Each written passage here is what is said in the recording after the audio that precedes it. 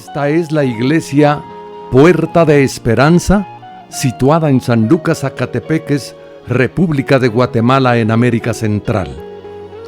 Para la gloria de Dios, nuestra congregación fundamenta su fe en Jesucristo y en las Santas Escrituras.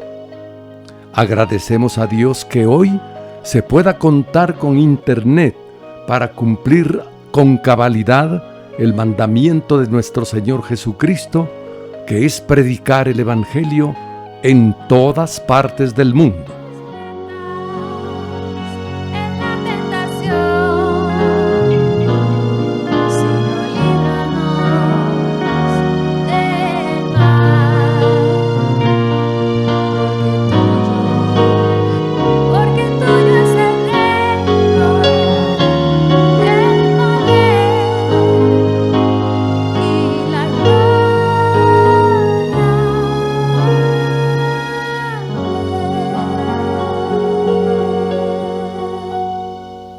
Con mucho agrado, ofrecemos hoy la prédica de nuestro pastor general, el licenciado Gustavo Adolfo Bonilla.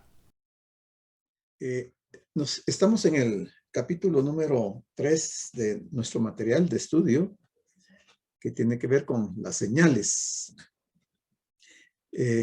Dijimos que íbamos a hacer algunas preguntas. Vamos a hacer la primera pregunta. ¿Qué tipo de señal o por qué fue la señal de cuando el Señor creó el sol y la luna? ¿Para qué servía esa señal? ¿O no era señal? ¿Quién quiere contestar? ¿Para qué fue la señal del arco iris? Ya nunca más iba a volver a ver un diluvio. Sí, correcto. ¿Y qué más? Símbolo de un pacto. ¿Cómo? Símbolo de un pacto. ¿Qué pacto? Que no habría más destrucción para el pueblo de Israel. Pero Dios hizo un pacto con alguien. Con Noé.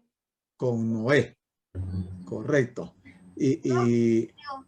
Hermano pastor. Sí. Yo sé muy bien la respuesta. Sí. Es que el arco iris era para demostrar el amor que tuvo Dios, y por eso es que él hizo como un trato con Noé. Correcto. Él hizo lo que quería Dios, pero sin dudar.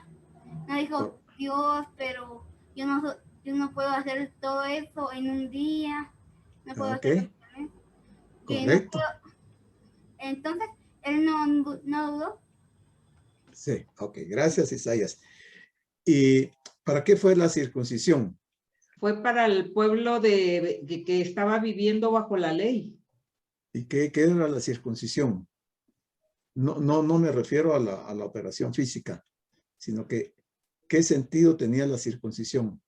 Que era como una pertenencia de la tribu, del pueblo. Fue una señal del pacto con Abraham. Señal del pacto con Abraham. Entonces, ahí vemos en todas estas que estamos mencionando, señales. Por ejemplo, también, ¿para qué sirvió el día de reposo? ¿Fue una señal de qué? Una señal del pacto de Dios con Moisés. O sea, todas estas son señales. Ahora, cuando el Señor, en el capítulo 16 de San Marcos, dice, y estas señales seguirán. ¿Señales de qué? ¿A qué se estaba refiriendo? Fíjense que eso es lo básico de estos estudios, entender las señales, y ya lo vimos en el capítulo 1, el doctor lo dio con lujo de detalle el capítulo 2, capítulo 3 hemos dado algo, y es algo que sí debemos de entenderlo, porque si no, este capítulo 3 estamos viendo la transición y las señales, ¿verdad? Entonces ya dijimos que la transición es una transición dispensacional, ¿verdad? Entonces, porque hay un cambio de dispensación. En estas señales de los pactos, en cada uno de ellos hubo una dispensación diferente, un cambio de dispensación. De Noé, digamos, un cambio de dispensación con Abraham, de Abraham con Moisés, y así nos venimos, que todos estos son pactos, pero son dispensaciones. Pero llegamos al Nuevo Testamento y el Señor dice, estas señales seguirán a los que creen. ¿Señales de qué son esas que habla Marcos 16? Señales de confirmación. Correcto, ¿confirmación de qué? Confirmación de que esas señales se las dio nuestro Señor a sus mensajeros, para que el pueblo creyera de que estos mensajeros estaban actuando en el nombre de Dios. Sí, ¿y qué confirmaban? Confirmaban realmente el poder de nuestro Señor, ¿verdad? Y que el pueblo pues tenía que obedecer lo que el Señor mandaba. También ¿Confirmaban? confirmaba el Sí. mensaje. Sí, perdón. Confirmaba el mensaje. Correcto, confirmaban el mensaje y qué más. Son dos aspectos que confirmaban. Confirmaban el mensaje y qué otra cosa confirmaban. Ah, verdad que los estoy agarrando en curva. Confirmaban al mensajero y confirmaban el mensaje, ¿verdad? Y esas señales se dieron a los gentiles. A los apóstoles. ¿Para quiénes? Para los judíos. ¿Para los judíos qué? ¿Creyentes? Para los no creyentes. Ah, ok. Ahí vamos. Para los judíos no creyentes. Ok, entonces ahora nos toca ver el capítulo 2 de los Hechos. El capítulo 2 habla de descensión y proclamación. En el capítulo 1 de los Hechos vemos ascensión. En el 2 vemos descensión. ¿Ascensión de qué en el capítulo 1 o de quién? De Jesucristo. Terminó el tiempo de Jesús aquí en la tierra. Ok, ascensión de Jesucristo. Y capítulo 2, descensión ¿de qué o de quién? ¿Ah? Del mismo Jesucristo. Del Espíritu Santo. Del Espíritu Santo. Del Espíritu Santo. Bueno, entonces vamos a continuar. Algunas cositas de este capítulo ya las habíamos visto el miércoles, pero me pidieron que repitiera la parte final. Entonces dice, primero que nada, debemos entender el contexto histórico de lo que está pasando en este capítulo 2. O sea, es regresar en el tiempo a la época de los apóstoles, de lo que se relata la Biblia en el capítulo 2 del libro de los Hechos. Por eso se habla de un contexto histórico, porque ya es histórico esto, de lo que está pasando en este capítulo con los judíos. Entonces, en ese capítulo se menciona que hay judíos, no gentiles, judíos de todos los países. Quiere decir que judíos que habían sido dispersados y que estaban en muchos países y entonces se van a reunir o están llegando a Jerusalén, se reúnen en Jerusalén. ¿Para qué se reúnen? Para celebrar la fiesta solemne de Pentecostés. ¿Qué quiere decir Pentecostés? ¿Y cuándo se celebraba esa fiesta de Pentecostés? Se celebraba a los 50 días después de la Pascua. Correcto, 50 días después de la Pascua. Eso quiere decir, Pente es 50. Entonces, se celebraba 50 días después de la Pascua. Quiere decir que cuando estaban celebrando esta fiesta, hacía 50 días que el Señor había estado en el aposento alto tomando la cena y celebrando la Pascua con sus discípulos. Entonces, aquí ya son 50 días después. Entonces, ahí hay judíos de todos los países reunidos para celebrar esa fiesta de Pentecostés. Y dice, así Hechos 2:5, moraban entonces en Jerusalén judíos. Mire que menciona solo judíos, varones piadosos, de todas las naciones bajo el cielo, de todas las naciones, pero todos son judíos, no está hablando de gentiles. Entonces Pedro, como líder entre los 12 apóstoles a Israel, se levanta y empieza a predicarles. ¿Qué les predica Pedro a los judíos que están ahí reunidos en Jerusalén? Entonces, Dios les da a los apóstoles la habilidad de hablar en otros idiomas, Y es lo que Pedro va a aclarar cuando se les va a predicar. Y fijémonos que dice que son idiomas conocidos. Idiomas conocidos. No está hablando de algo diferente. Y vamos a ver el contexto histórico de estos idiomas conocidos también, por qué se habla de ese tema. Pablo había predicho que Dios usaría a hombres de otras lenguas, o sea, de otros idiomas, que hablaban en idiomas desconocidos para los israelitas. O sea, un judío, digamos que se había ido a Francia y hablaba francés y ahora regresa a Israel y él va a hablarles en francés, aunque es judío, pero él viene en este caso, este ejemplo, viene de Francia y está en Jerusalén en la fiesta de Pentecostés y les va a hablar en un idioma desconocido para los judíos nativos de Jerusalén, que conocían solo el hebreo. Entonces dice, y eso era como señal para el Israel incrédulo que no quisieron oír. Esta lengua extraña, que es un idioma, es lo que ellos conocían como el don de lenguas. Mire, qué diferente a lo que se enseña hoy en las iglesias y lo que practican muchos creyentes en diferentes congregaciones, porque no están hablando idiomas, sino que están hablando lenguas desconocidas que no tienen ningún significado. Dice, el don de lenguas que fue dado de manera única y exclusiva como señal. ¿Como señal para quién? Para los judíos no creyentes. Ahora, las señales pueden tener diferentes motivos.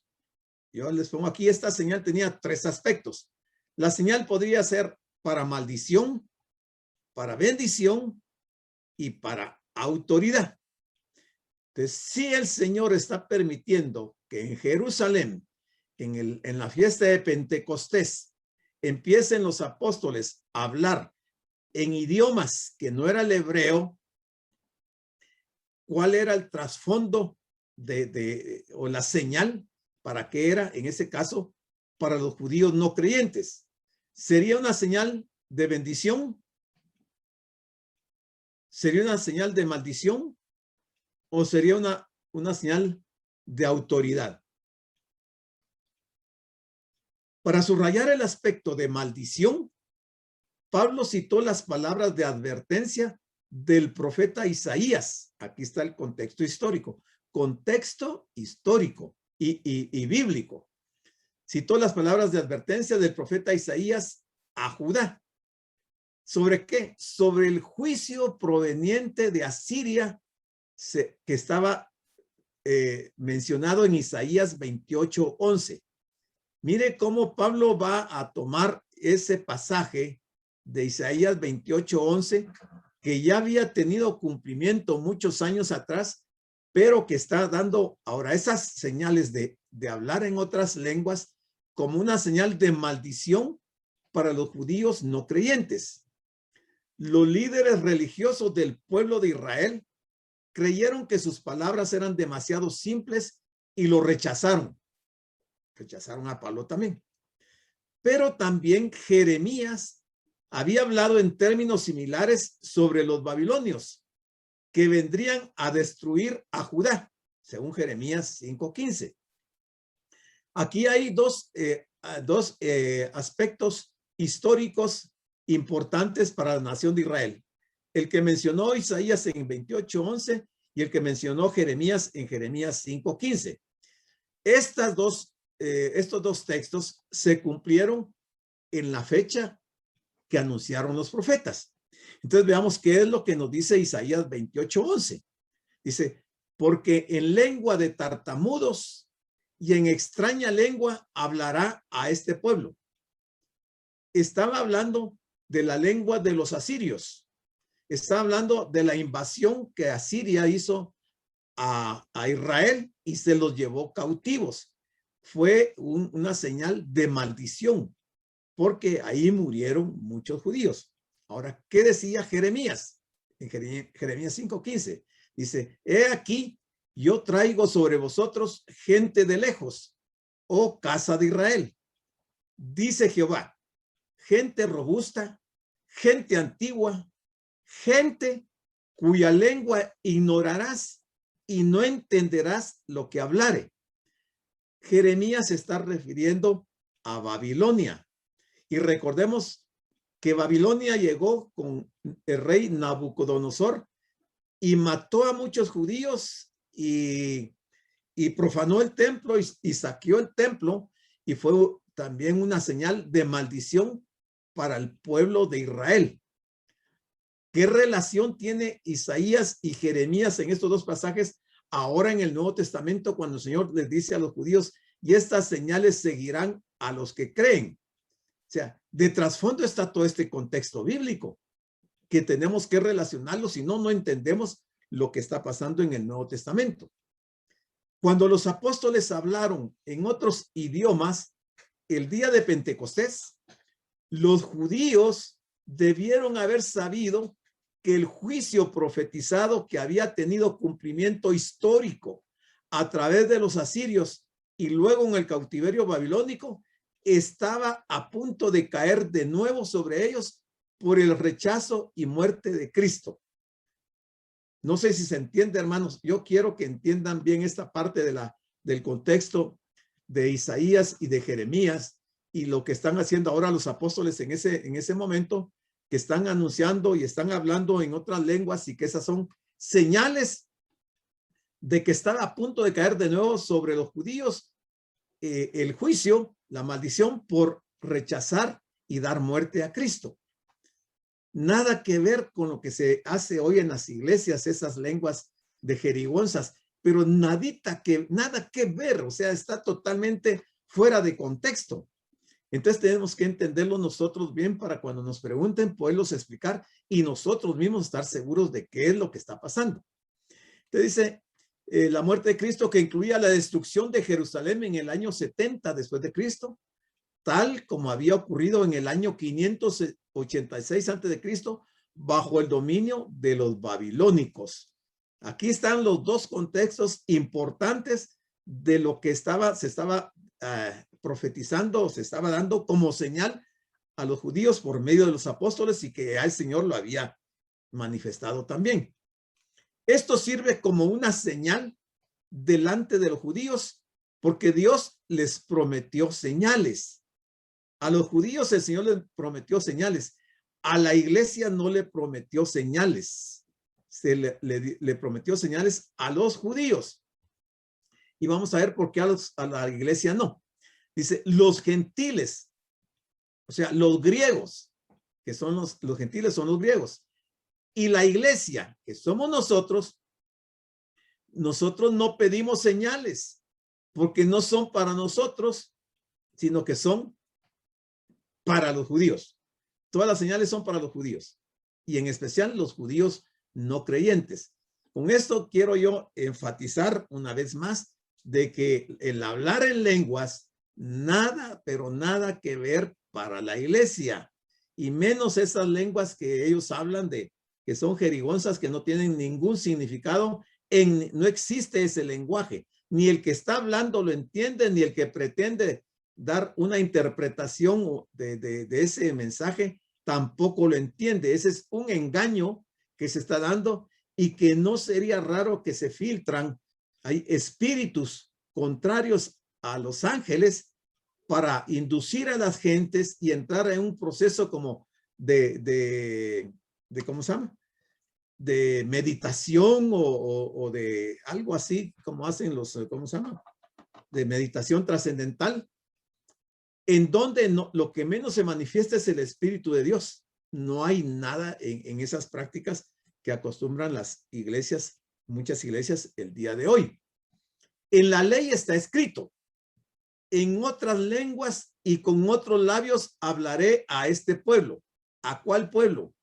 A Israel, no a los gentiles, es a Israel. Este pueblo es el pueblo de Israel. Y ni aún así me oirán, dice el Señor. Mire qué claro estaba la profecía. Lo que el Señor dijo, que les iba a hablar en otras lenguas y que no iban a oír. Así que las lenguas, óigalo bien, son por señal, no a los creyentes, no a los creyentes, sino a los incrédulos, o sea, los judíos de este pueblo. Ya vimos que este pueblo es Israel. Pero la profecía, o sea, la predicación de la palabra, no a los incrédulos, sino a los creyentes, o sea, para los cristianos. O sea, para nosotros lo que está vigente es la profecía, o sea, la predicación de la palabra. Eso está en 1 Corintios 14, 21 al 22. Y también citamos aquí Isaías 28, 11, que ya lo leímos. Entonces aquí sí hay un punto doctrinal para la iglesia. Pero esas lenguas en otros labios, en otros idiomas que se va a hablar a Israel, fueron solo para ellos y aún así no oyeron la advertencia que el Señor les dio. Pero nosotros no podemos actuar como el pueblo de Israel. Nosotros no necesitamos señales y tenemos que creer a la predicación de la palabra, o sea, la profecía, porque eso sí es para nosotros como iglesia. Porque los judíos piden señales y los griegos, o sea, los gentiles, buscan sabiduría. Pero nosotros, dice Pablo, aquí nosotros somos la iglesia, los cristianos. Nosotros predicamos a Cristo crucificado. Para los judíos, ciertamente tropezadero, y para los gentiles, locura. 1 Corintios 1, 22 al 23. Todos estos pasajes ya los hemos visto, pero los estamos enfatizando para ir cimentando un poco lo que significa las señales y que estamos estudiando. Las lenguas que se ven hoy día en las iglesias son las lenguas desconocidas de la iglesia de Corinto, porque solo esa iglesia practicó esas lenguas desconocidas. Dicha iglesia tenía problemas serios de carnalidad e inmadurez. Y por lo tanto, los miembros querían mostrarse espirituales. O sea, la gente que habla esas jerigonzas cree que con hablar esas jerigonzas está demostrándole a la congregación de que es una persona que está llena del Espíritu Santo y que el Espíritu de Dios está obrando en ellos en ese momento que están hablando las jerigonzas. Nada más equivocado que eso. Entonces, ellos creen que de esa forma se muestra la espiritualidad. Nada que ver. No hay nada de espiritualidad. Lo que hay ahí es carnalidad y hay inmadurez. Porque no se ha profundizado en la palabra, no se ha estudiado, no se ha leído perfectamente la palabra, no se ha escudriñado y no se entiende. Usted dice, por una experiencia mística, en vez de la madurez espiritual de Gálatas 5, 22 al 23 y 1 Corintios 3, 1 al 4. Mira, ahí están las citas bíblicas para que usted vaya a corroborar que lo que estamos diciendo está sustentado bíblicamente. Consideremos el siguiente esquema que destaca las grandes diferencias entre las lenguas de Hechos 2, o sea, las de Dios, y las lenguas desconocidas de los corintios, las que no son de Dios. Entonces aquí vamos a ver una tabla comparativa interesante. No agota el 100% de la información, pero sí nos da los puntos más importantes de las lenguas de Dios de Hechos 2 y las lenguas de los corintios que no son lenguas de Dios. Entonces aquí está la tabla. Del lado izquierdo tenemos las lenguas del libro de Hechos, Hechos 2. Del lado derecho tenemos las lenguas extrañas de los corintios. Entonces, ¿qué hay de las lenguas del libro de los Hechos? Son idiomas conocidos por los oyentes.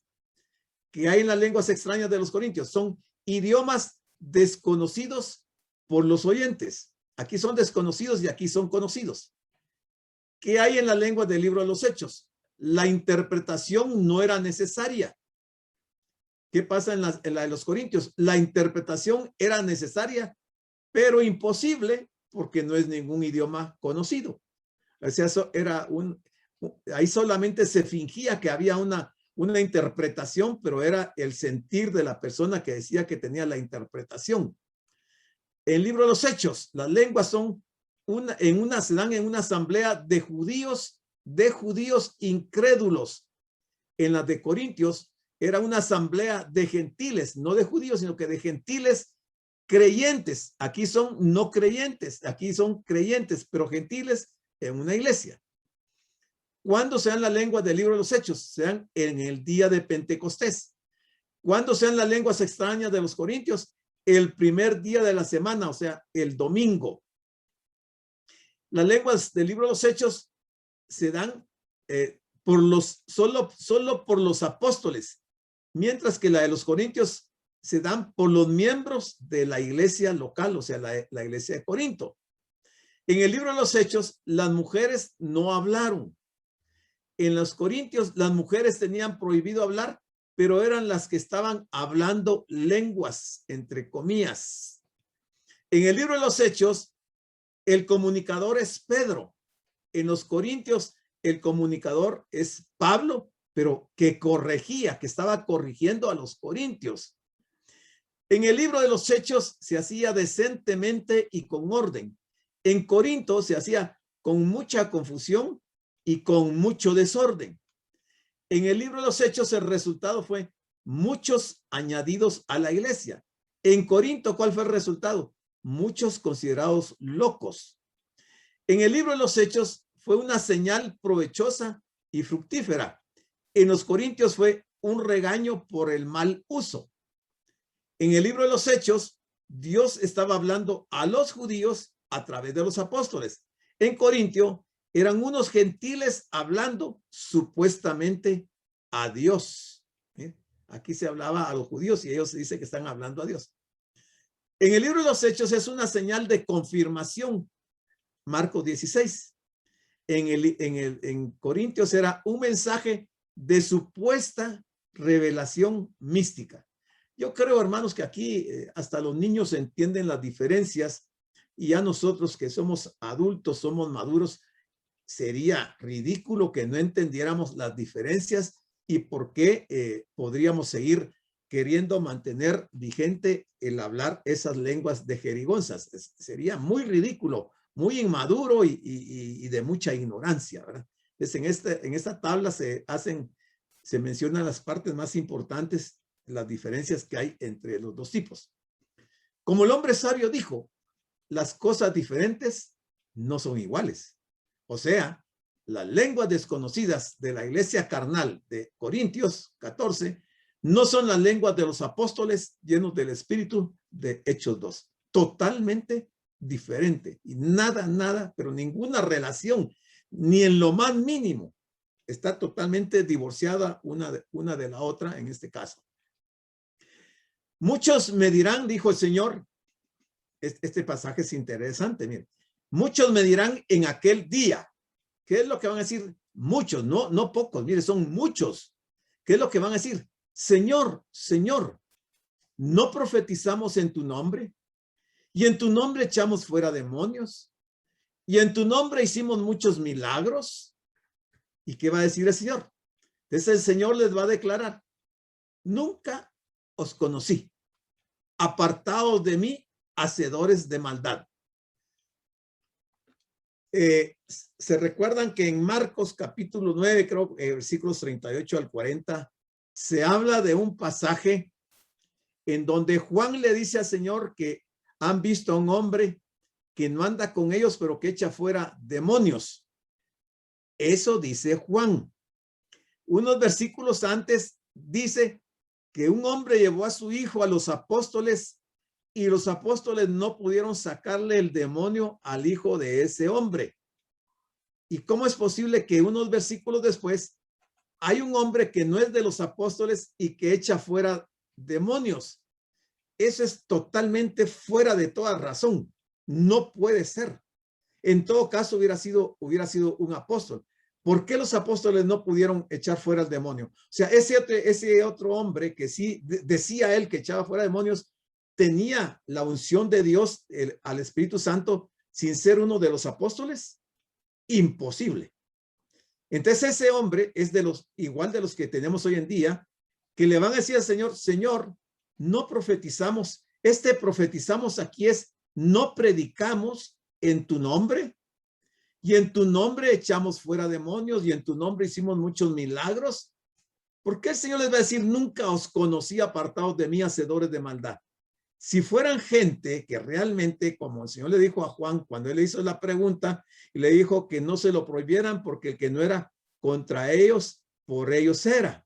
Definitivamente que estos contextos nos declaran, por eso yo les he dicho que la Biblia hay que estudiarla contextualmente. Si no la estudiamos con los contextos, vamos a caer en el mismísimo error de las congregaciones que hoy están pretendiendo hablar las jerigonzas, atribuyendo al Espíritu de Dios que está hablando en un idioma desconocido, lo cual es totalmente falso de acuerdo con lo que dice la Biblia. Entonces, tomémoslo en cuenta, vayamos siempre a los contextos para poder estar seguros y saber qué es lo que realmente dice la Biblia. Si agarramos un solo versículo por aparte, le vamos a encontrar un significado diferente. Yo me recuerdo de otro pasaje que en la iglesia acostumbran a utilizar, creo que está en 1 Timoteo, que dice que todos los alimentos que Dios crió son buenos y que se pueden comer todos los alimentos. Si uno agarra ese texto así, dice que hay que comer de todo, pues, porque ahí dice que hay de que comer todo, porque el Señor ha santificado todos los alimentos. Pero aún hasta en el libro de Apocalipsis, el Señor le dice a una de las iglesias que tiene contra ella que está participando de la comida ofrecida a los ídolos. Aún en el libro de Apocalipsis. No digamos en el libro de Corintios, 1 Corintios capítulos 8, creo que de 7 y 8, se habla de algunas limitaciones de las comidas. Pero entonces luego las gentes se van a Timoteo y dicen, no, ahí dice que puedo comer de todo, y entonces va a comer de todo. Entonces no está considerando los contextos. Y lo que está haciendo es poniendo la cabeza en la guillotina, porque él no va a tener excusa. Esta persona no va a poder llegar delante del Señor y decir como estos, Señor, en tu nombre predicamos y hicimos, en tu nombre echamos fuera demonios, en tu nombre hicimos muchos milagros y Señor, tu palabra decía que yo podía comer de los sacrificados a los ídolos y yo podía hacer comer cualquier tipo de comida. Y cuidado, cuidado, eso es peligroso. Eso es peligroso desde el punto de vista espiritual. ¿Por qué estos? Porque estos son falsos apóstoles, obreros fraudulentos que se disfrazan como apóstoles de Cristo. Y no es maravilla, porque el mismo Satanás se disfraza como ángel de luz. Así que no es extraño si también sus ministros se disfrazan como ministros de justicia, cuyo fin será conforme a sus obras. 2 Corintios 11, 13 al 15. Anoten esas citas bíblicas y presten atención a la explicación y no se dejen enrolar por falsas doctrinas y falsas interpretaciones o interpretaciones equivocadas de la palabra, porque eso nos puede llevar a una situación comprometedora delante de Dios. Bueno, ¿de qué trata el capítulo 3 de los Hechos? El capítulo 3 de los Hechos trata de la proclamación del mensaje de Cristo en el templo. El contexto se establece en el primer versículo y sigue igual que el del capítulo número 2. Los apóstoles judíos están en el templo en Jerusalén entre el pueblo judío, los apóstoles. Pedro y Juan subían juntos al templo a la hora novena, la hora de la oración. Hechos 3:1. Una vez más vemos a Pedro, el líder, el que tiene las llaves del reino físico de Israel, que lo vimos en Mateo 16:19. Lo vemos predicando al pueblo de Israel. Pedro predicándole al pueblo de Israel, no a los gentiles. Su mensaje para Israel se trata de arrepentimiento y conversión para que Cristo venga la segunda vez y establezca su reino, el milenio, no para la iglesia, no para la iglesia. En esos primeros capítulos del libro de los Hechos, los apóstoles están predicando todavía el mensaje de arrepentimiento, porque han rechazado a Jesucristo, no han creído que Jesús es el Mesías, y entonces los apóstoles están tratando que se arrepientan, porque por esa misma causa le dieron muerte a Cristo. Y están hablando los apóstoles para que de esa predicación, para que Cristo venga la segunda vez y establezca su reino, no para que aparezca la iglesia, porque no se conocía nada de la iglesia hasta en ese momento. O sea, el mensaje es totalmente diferente, aunque ya estamos en el Nuevo Testamento, ya estamos en el libro de los Hechos, ellos no están hablando nada respecto de la iglesia o para que los judíos crean de la iglesia. Bueno, pasemos al capítulo 4. ¿De qué trata el capítulo 4 de los Hechos? Habla de la proclamación con oposición, o sea, la predicación con oposición. Pedro y Juan, después de predicar acerca de Cristo en el templo, son llevados a los líderes de Israel en el capítulo número 4 y continúan exactamente el mismo mensaje de arrepentimiento para Israel. Entonces Pedro, el apóstol a los judíos, lleno del Espíritu Santo, les dijo: gobernantes del pueblo y ancianos de Israel. Mire, es clarísimo a quién se está dirigiendo. A los gobernantes del pueblo y ancianos de Israel. Le está predicando a los líderes de Israel.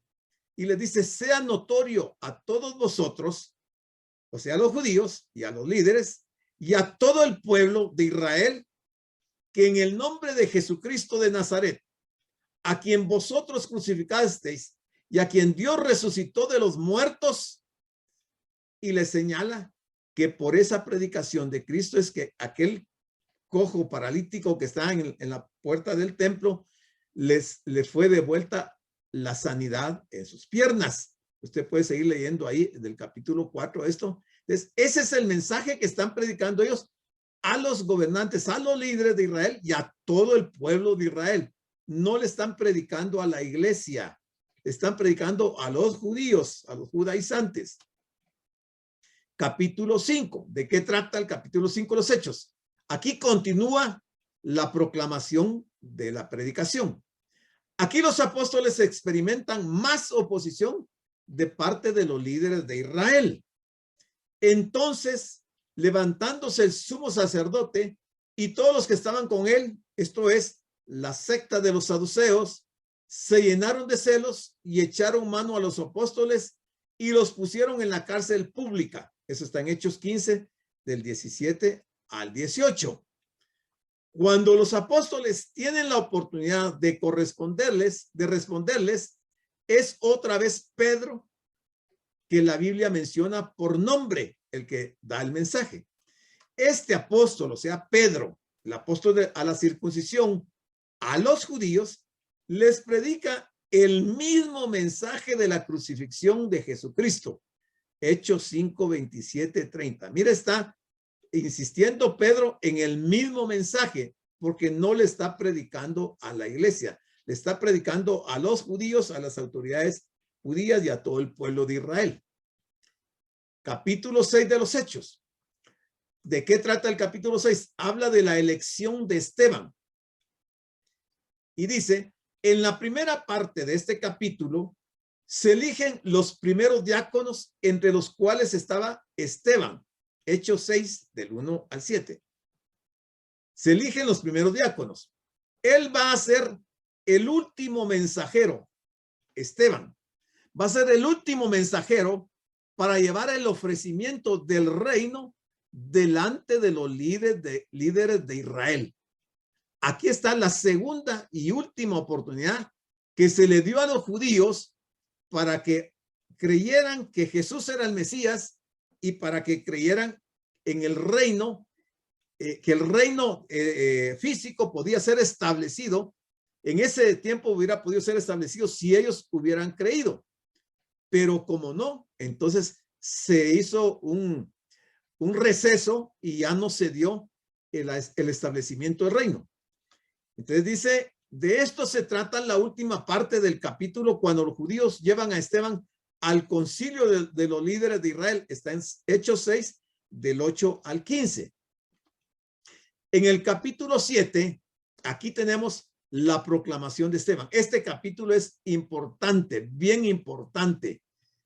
Y dice, los líderes de Israel le dan a Esteban la oportunidad de hablar. Y él les pega duro. Primero les da un resumen breve y rápido de la historia de Israel. Está en Hechos 7, del 1 al 50.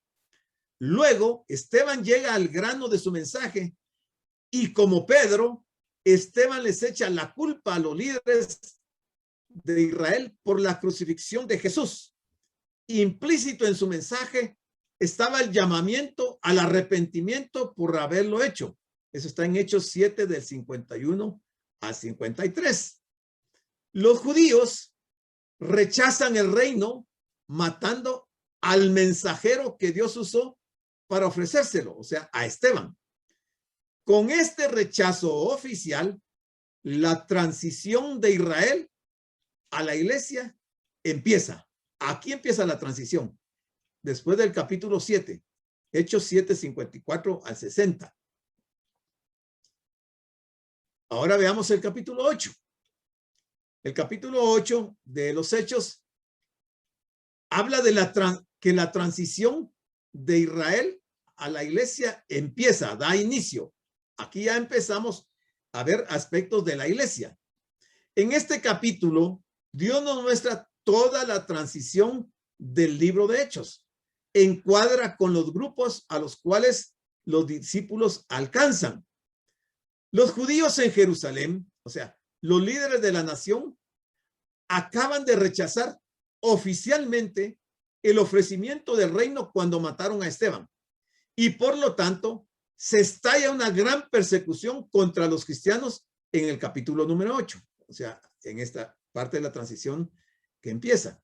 La persecución sirve para esparcir a los judíos, a los discípulos, perdón, a tierras fuera de Jerusalén. Eso está en Hechos 8, del 1 al 2. ¿Qué dice el capítulo 9? El capítulo 9, la transición sigue. Y aquí vamos a encontrar la conversión de Pablo.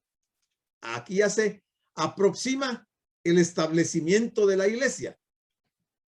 La siguiente cosa que vemos en la transición es la salvación de Pablo, todavía llamado Saulo, en este capítulo, Hechos 9, del 1 al 6.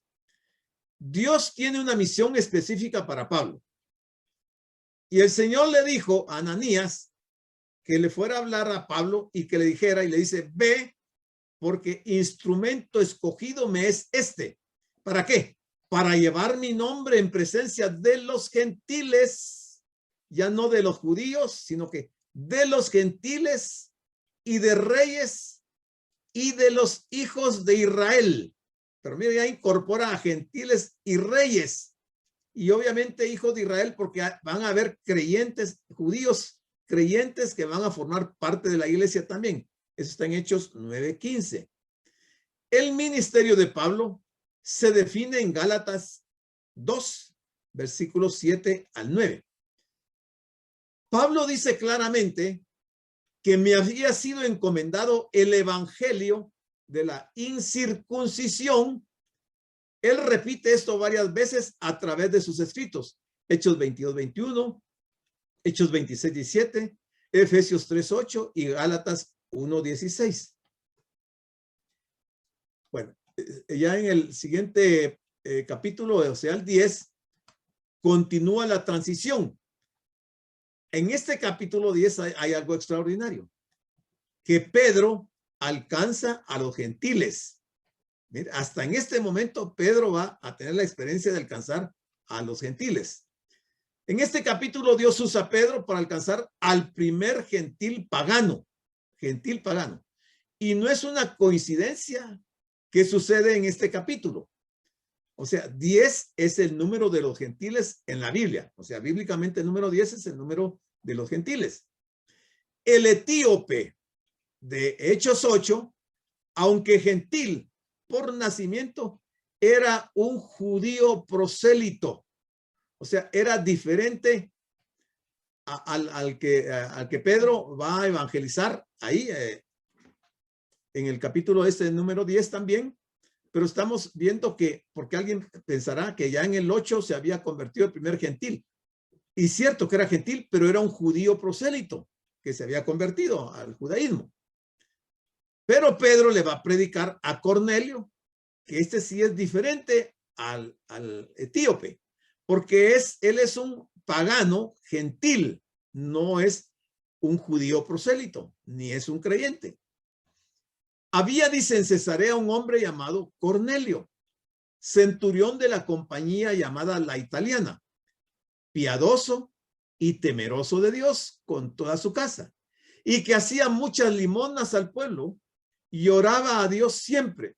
Hechos 10, 1 al 2. Cornelio es un hombre piadoso que tiene una vida marcada por la piedad y las buenas obras, pero no conoce a Dios.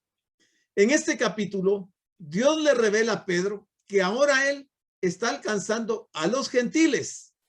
Este hecho de Dios usando a Pedro para empezar a alcanzar a los gentiles es muy importante en la transición hacia la iglesia que toma su lugar.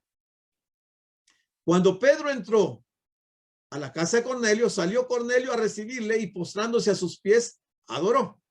Mas Pedro le levantó diciendo, levántate, pues yo mismo también soy hombre. O sea, todo cristiano nunca va a aceptar una adoración de nadie, porque la adoración es solo para Dios. De tal manera que hay religiones que están adorando a sus líderes, y eso es totalmente contrario a la Biblia.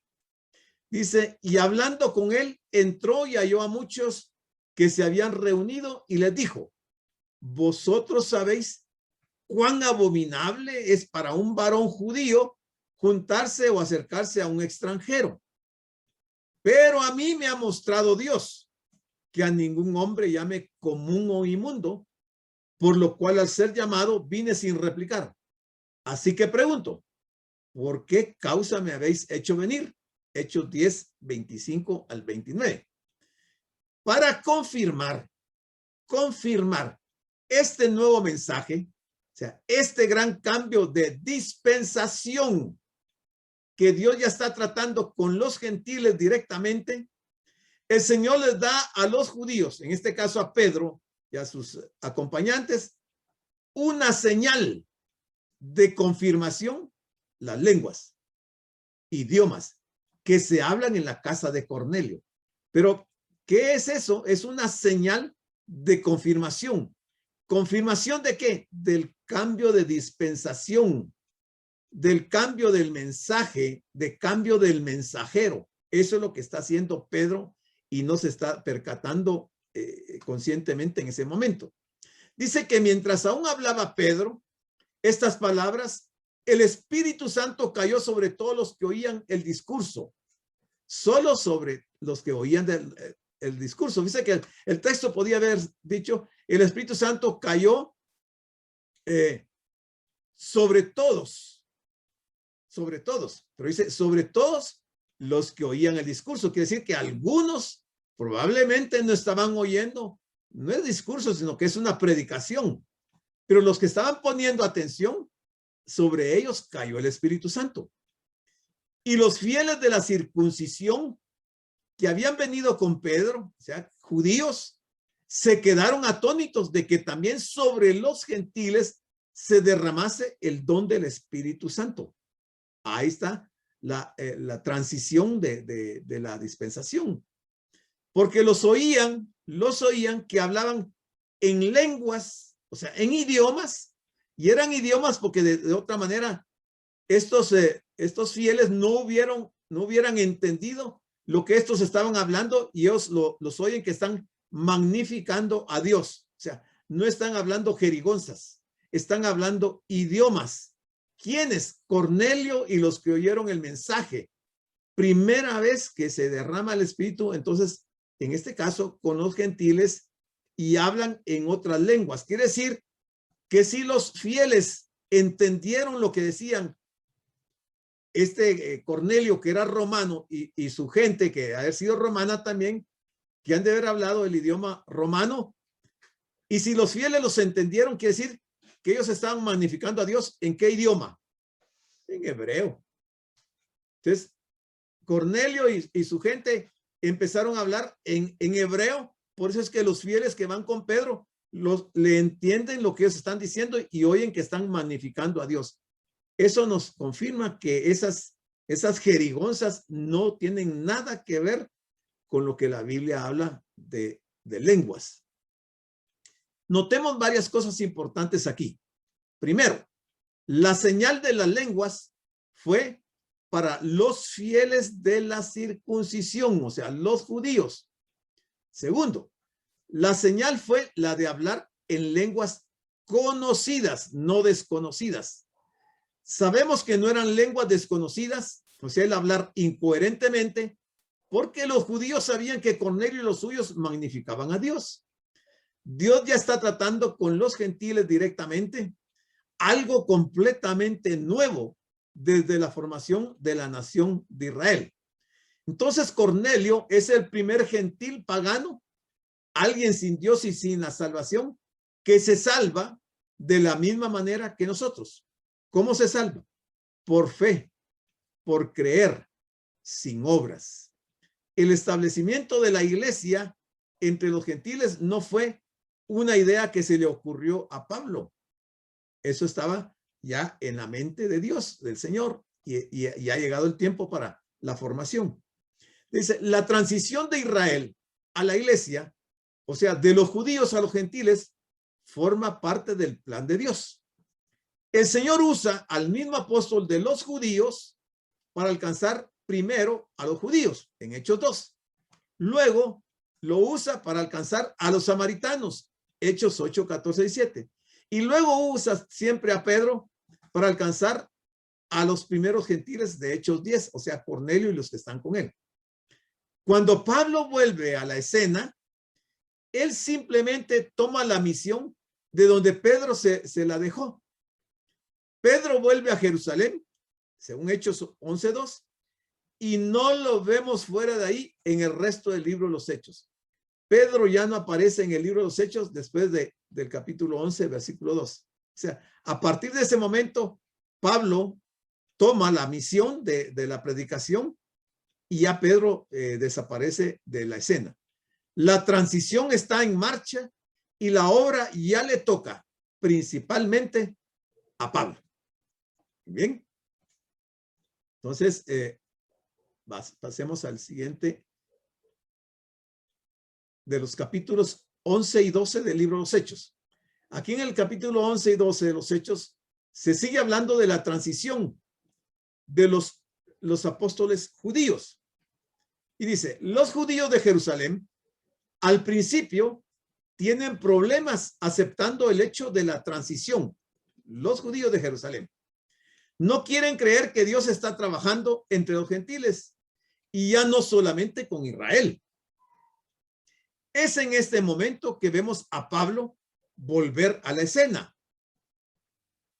Pablo llega a Antioquía y empieza a enseñar la palabra de Dios ahí. Pongámosle atención a Antioquía. Y empieza a enseñar la palabra de Dios ahí en Antioquía. Dice el texto, oyeron los apóstoles y los hermanos que estaban en Judea que también los gentiles habían recibido la palabra de Dios. Y cuando Pedro subió a Jerusalén, disputaban con él los que eran de la circuncisión, diciendo, ¿por qué has entrado en casa de hombres incircuncisos y has comido con ellos? Eso está en Hechos 11, del 1 al 3.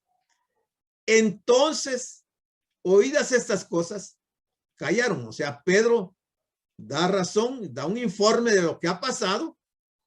Callaron y glorificaron a Dios diciendo, de manera que también a los gentiles ha dado Dios arrepentimiento para vida. Hechos 11, 18. Después fue Bernabé a Tarso para buscar a Saulo y hallándole le trajo a Antioquía. Y se congregaron ahí todo un año con la iglesia. Aquí aparece la iglesia, miren. primera vez que aparece la iglesia. Y enseñaron a mucha gente, y a los discípulos se les llamó cristianos por primera vez en Antioquía. Hechos 11, 25, 26. Notemos que no hay mención de lenguas en la iglesia de Antioquía. Se convirtieron muchos y no hay mención de lenguas ni ninguna otra señal cuando los gentiles de Antioquía se convierten en este capítulo, Hechos 11, del 19 al 21. No hay necesidad de señales porque no hay judíos presentes, ya que las señales eran únicamente para los judíos. La iglesia, póngale atención a esto, apúntelo bien ahí, que no se le olvide. La iglesia de Antioquía llega a ser el centro de operaciones para los 3 viajes misioneros de Pablo y por lo tanto, esto es lo más importante, es la iglesia modelo para nosotros hoy en día. La iglesia de Antioquía es la iglesia modelo para nosotros. No es Hechos 2, no es Hechos 3, ni 4, ni 5, ni 6, ni 7, ni 8, ni 9, ni 10, ni 11. La iglesia de Jerusalén, o sea, la de Hechos 2, aquí hay 2 iglesias, la iglesia de Antioquía y la iglesia de Jerusalén. La iglesia de Jerusalén de Hechos 2 no es un buen modelo para los cristianos, aunque hay mucho que podemos aprender de ella, porque era una iglesia de judíos que estaban esperando la venida inminente del Mesías. La iglesia de Antioquía es una iglesia misionera que se estaba preparando para muchos años de actividad en la propagación del evangelio. En Hechos 12, la época de los 12 apóstoles judíos termina. Note que el número 12 es el número de Israel. Los romanos matan a Jacobo y el hermano de Juan, uno de los 12, y no lo reemplazan. Antes reemplazaron a Judas, el traicionero que se mató. Para tener 12 apóstoles, los judíos sobre la tierra nombran a un suplente.